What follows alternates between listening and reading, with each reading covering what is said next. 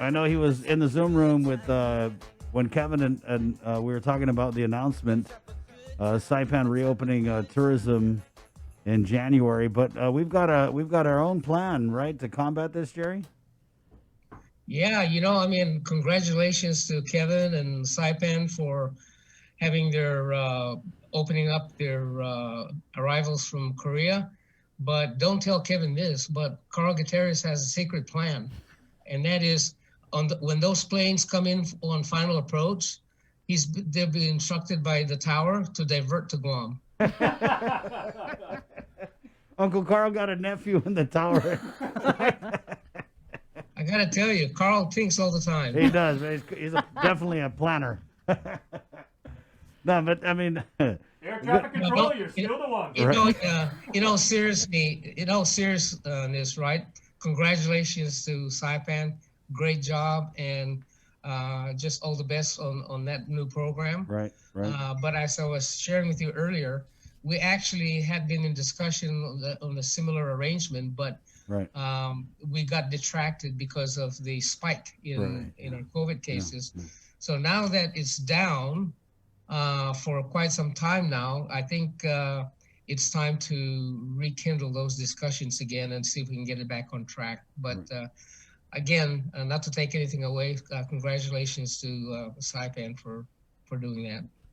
Right. Let's just talk a little bit about the reopening tourism to the South Korean market, is what they were saying. And it's a simple first page Google. You Google South Korea COVID. I mean, it's like tens of pages of bad news about where they're at with the virus right now today.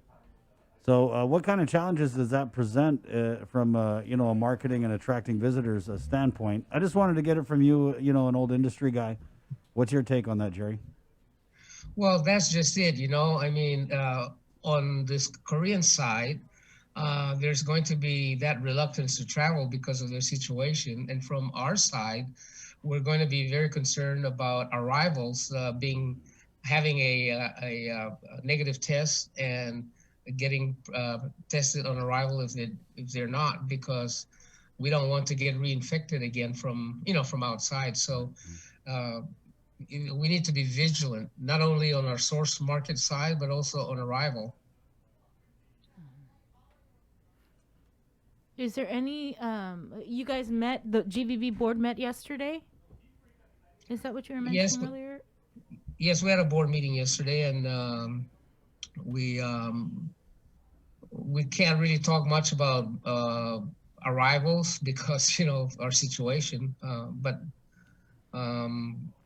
it was a regular board meeting. Mm-hmm. So you guys appeared in the committee of the whole before senators earlier this week. On that, we did appear before the legislature on two legislative measures. One of them has to do with hot bond. This is a refinancing of the hotel occupancy tax revenue bond. And the reason we needed to do that, or want to do that, is because of a lower interest climate, we're able to generate some savings that we can apply for us to use. So maybe first year after prepayment of debt service, we might generate something like $300,000 extra money that we could use, and then subsequently $2 or $3 million a year thereafter for several years.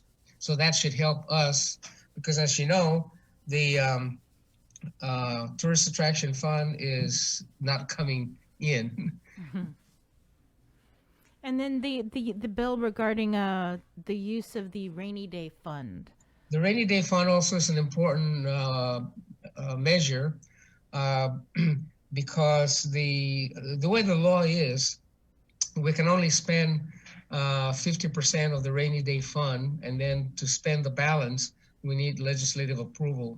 And so, for example, we have like about $1.2 million in the rainy day fund that is accumulated, by law. And we only spent half of that because that's all we could spend, and we sure like to have the balance of that fund that we can spend. we already have the cash. We just need the legal authority to be able to use that, which will be actually targeted for marketing primarily, because we'll need every cent we can to retool up, because it's not just us trying to generate visits, but our competing destinations are going to be in the same boat. And so it's going to be a mad scramble to get as many visitors as we can from our from the same markets. Right. So that's the issue. The good news is that our proximity to our source markets relative to other destinations is convenient. And so people would probably prefer to wear a mask for 3 or 4 hours than say 7 or 8 hours in the plane. Mm-hmm. It's just more convenient. And so there's also the other piece of good news is that there's pent-up demand in these markets. People are just jumping at the bit to go travel. I mean, they want out, they want to do something. And so that, that bodes well for us. But we need to be ready for that, and we need to spend money to stimulate that travel. Mm-hmm. We continue to stay engaged in these markets by institutional advertising and social media, so that we're not lost in their minds, right? But to convert that into visits, we need an extra boost of cash to tactically generate those visitors. What type of numbers do you anticipate? Let's say this whole scenario with the vaccine plays out, like Public Health said, by summer we vaccine enough people to create a scenario that's obviously much safer than the one. So just like percentage-wise, Gerry, let's say by December next year, what are we looking at? Like 20% of what we're used to, 50%? We're looking, Chris, with this vaccination, we're looking that second quarter of the fiscal year, which is January, February, and March. We're looking for some, I call it green shoots of progress, right? But more particularly in the third and fourth quarter, we'll probably get as many as, maybe 10 or 20% of our original traffic. And by year end, hopefully get up to around the 45 to 55% range. It's like I said earlier, this is not a V-shaped recovery like we had in the past. I don't know if you remember SARS. SARS, we had like about a 34% drop in arrivals, and it took us 5 months to recover to that level. Mm-hmm. But this is not like that. I mean, we got like 99% drop in arrival, and this is going to be a long crawl out. It's not going to be a V-shaped recovery. And the reason for that long crawl out is because the supply chain and the travel distribution structure has been totally disrupted. And on top of that, consumer behavior has changed. And that's also driving market demand. If you think that the traditional tourism model really is high density, high volume, touchy-feely hospitality, right? And then all of a sudden, there's this virus that goes totally against those key principles that build the industry. You can see where some major adjustments are needed, not only in terms of the products, but in terms of the supply chain adjustments and in terms of reconfiguring the travel distribution structure, from airlines to wholesalers and retailers and so on. What about the Christmas lights, Gerry? You're not gonna let me live that down, right? I'm just saying, like, the car score, it's a 1 point something. I mean, is it really that much of a cost for a GVB to bear to put a little Christmas cheer in the air? Yeah, fairness, both the Christmas light and the fireworks have been sustained largely by great sponsorships from people in the tourism industry and other businesses. So the inability to really put on those light shows and fireworks is a direct reflection of a state of affairs. And you know, we don't have we don't have a magic wand that brings cash when we wield it. And so, but having said that, I think this is an opportunity to thank our past sponsors and supporters for those events, for, you know, a long-standing support for that. And hopefully we might be able to do something next year. During session, when the bill regarding the rainy day fund was brought up, you had made mention of a board resolution that was passed, and Senator Regine Bisco-Lee was asking for a copy of that resolution. It was when you were bringing up and talking about this marketing plan. What was that resolution about? Yeah, I'm not really clear exactly, and so I need to circle back and clarify what kind of resolution was she talking about. It could be a formal resolution, or oh no, you had mentioned some resolution that the board had passed at one of the meetings. I don't know if it was in relation to how the rainy day fund was going to be used. Oh no, I'm not sure whether that has to do with the board resolution for the $5 million hot bond issue, because that had come about before. And previously the board had a memorandum of agreement with GITA that facilitated the transfer of $5 million in hot bonds to the Palacio redevelopment project in Agana. For some reason that never moved forward. I don't know all the details, but it was going nowhere. In the meantime, we needed that money to be reallocated back so that we can work on the flood control problem, which is still a long-standing issue, you know, a destination improvement, a capital improvement issue. So what happened was the board passed a resolution basically requesting that be done. That's the only resolution that I remember saying. Mm-hmm. Okay. I'm wondering if you had any opinion on this debate about the marijuana in Tucson. I know Mark Baldiga was on last week, and then we had a member of the Cannabis Control Board about these proposed rules and regulations, and Mr. Baldiga was vehemently opposed to allowing, I think it's the sale of marijuana in Tucson. Does GVB have any position on this? Yeah, the GVB actually, when the bill was under consideration, I think it was Bill 3235 over a year ago.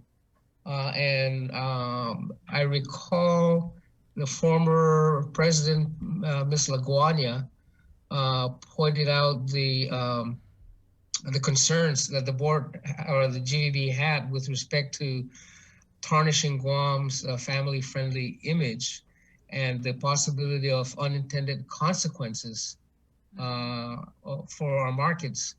And what happened was, I wasn't here, so I'm trying to reconstruct what I could get, right? What happened apparently was that the law that passed included a provision requiring a study. Yes. Okay. And that study, in fact, was done. It was done by, let me put it this way. It was not really a GVB study as it has been characterized. What it was the law required the study be done using TAF money. And so GVB was involved by virtue of funding the study, but the scope of work was done by the Cannabis Control Board subcommittee, and their focus of the study was the benefit of that law in terms of stimulating a new industry.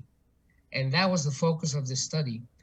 But I don't believe, and I haven't seen anything to the contrary, that it elaborated in that study beyond the benefits of that industry to examine trade-off consequences on other industries that might be impacted. So it was primarily focused on the benefits of that as a new industry, which they quantified. And so that's kind of what I remember, or at least understand the situation to be. So what we did then was, for the discussion yesterday, what we did was we took actual arrivals from 2009 and applied a sensitivity test to it on some key market segments, and what would the erosion be in specific market segments? For example, school trips, the senior market, office ladies, and so forth, and left untouched the other markets. And so we came up with a calculation that I'm trying to look for it if I have it here.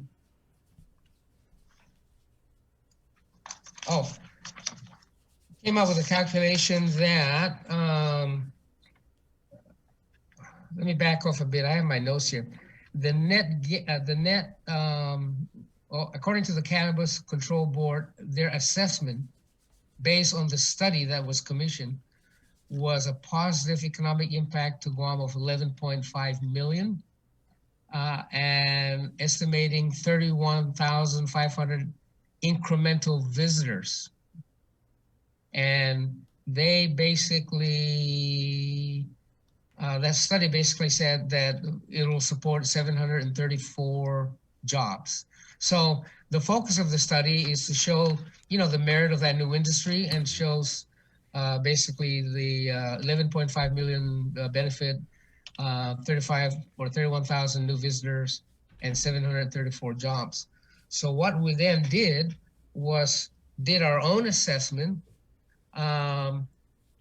detached from that study, and took our 2019 actual arrivals and applied a sensitivity test to key markets like in Japan and Taiwan, family market, and the Korean family market, and then all others.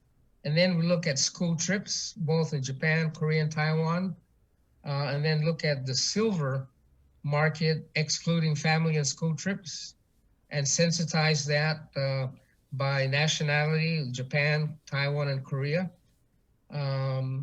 In Japan and Taiwan, we just sensitize that minus 50%, but Korea, 100%, because Korea is very, very conservative, very strict in their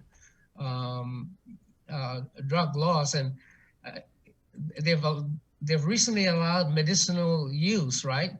But it's not unusual for them to test people arriving from destinations that allow marijuana, and then that's when they nab them. Oh, so wow. that's by law. Okay, so that's the issue. I mean, so what we did was we took actual arrivals and sensitized it against these key market segments.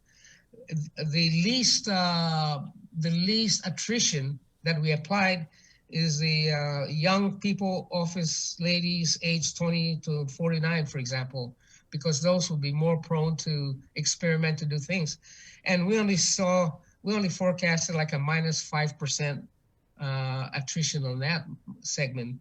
And so then we had no change in other nationalities and other segments, okay? And then we used the travel satellite accounting benchmark for spending and GovGuam revenues, and the local economic multiplier of 1.6, which has been established by the University of Guam. So where it ended up after all this is that we would have a negative impact of $578.8 million using the 2019 data that I mentioned to you. Okay, all of So that. the net economic loss is $486 million and 6,570 jobs. Now, like I said in a meeting yesterday, we're not infallible, Chris, okay? Right. In spite of what you think. But if we were 50% off, that's still 240 some million hit to the economy. But if we're 50% right, it could be a lot worse than what we think. So I wanted to frame that discussion for the board to understand that the law is the law. It's already law, okay? It's just a matter of how you regulate the use of recreational marijuana to mitigate the adverse impact to our key markets. So that's basically the long and short of it. So the board discussed that at length yesterday, and pretty much agreed with our findings. So did you guys pass a resolution regarding this? I'm sorry? Did you guys pass a resolution, or it was just mainly discussion about the Well, sensitivity study? No, well, the board has always had that position, right? But where we left it yesterday was the board had instructed management to share this information and pass it on to the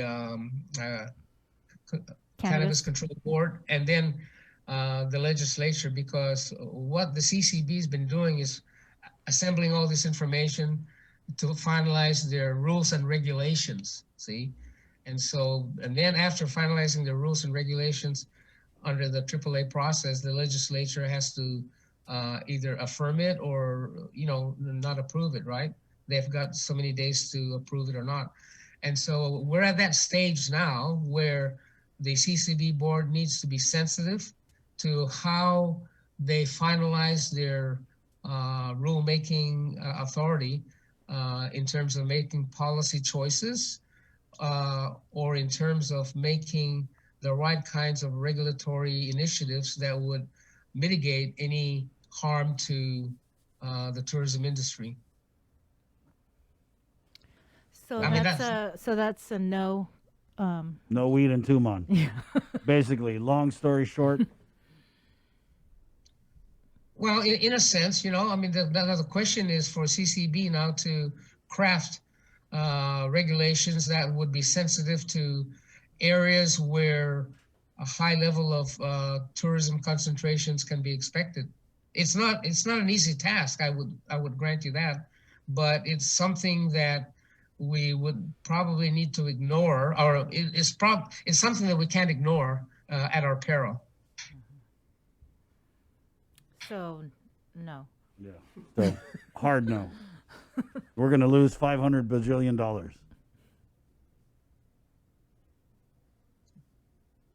Something. Yeah. All right. So no lighting up in Tumon, period. No Christmas lights. No.